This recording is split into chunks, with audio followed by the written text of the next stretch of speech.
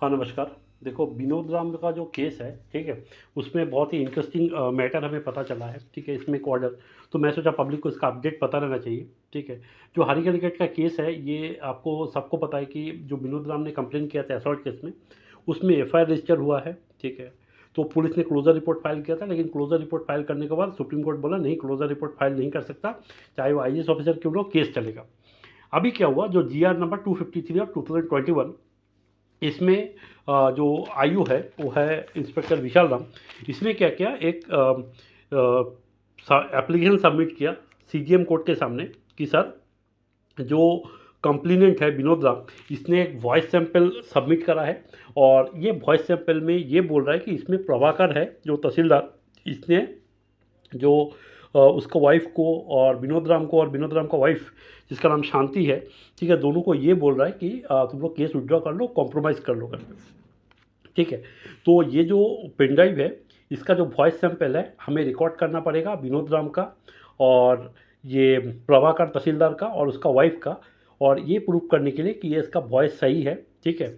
और इसके लिए आप डायरेक्शन दो कि हम लोग जो है ऑल इंडिया रेडियो जो है वहाँ में जाके लोग को वॉइस सैंपल कलेक्ट करें और इसको लेके सी एफ जो लैब है हैदराबाद में वहाँ में भेजेगा, ठीक है।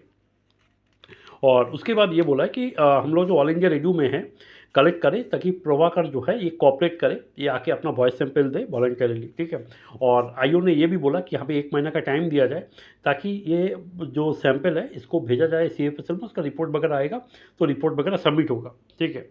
और इसमें क्या है, जो मीत गुहा रॉय जो एडवोकेट है कोलकाता से, वो अपीयर हो रहा है, ठीक है। और सबसे इंटरेस्टिंग बात यह है कि देखो, ये केस पूरा आप शुरू से लेकर लास्ट तक आप फॉलो अप करिएगा ताकि आपको बहुत सारा चीज़ सीखने मिलेगा। देखो, पुलिस ने एफआईआर करने से मना कर दिया, उसमें कैसे हम लोग एफआईआर करवाए, ठीक है। एफआईआर सीजीएम कोर्ट से करा, फिर पुलिस ने क्लोजर रिपोर्ट देखो, पहले तो एफआईआर करने से मना कर दिया, फिर उसने क्या करा, विनोद राम ने सीजीएम कोर्ट में जाके एप्लीकेशन दे के एफआईआर करवाया।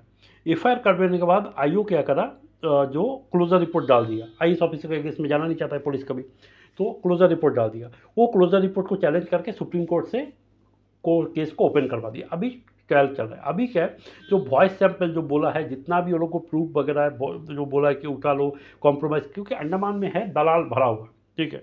अंडमान में दलाल भरा हुआ है। देखो, अंडमान में आके जो चीफ सेक्रेटरी जो रेप करता है, ये मत सोचो कि वो अपना मर्जी से, देखो यहाँ में लड़की सप्लाई करने वाला भी है, लड़की सप्लाई करने वाला है, लड़की भेजने वाला है, लड़की लोग के लिए रूम देने वाला है, चुप मुंह चुप करके रहने वाला है, सारा आदमी टॉप से बॉटम सब कुछ अंडमान में अवेलेबल है, ठीक है, याद रखिएगा।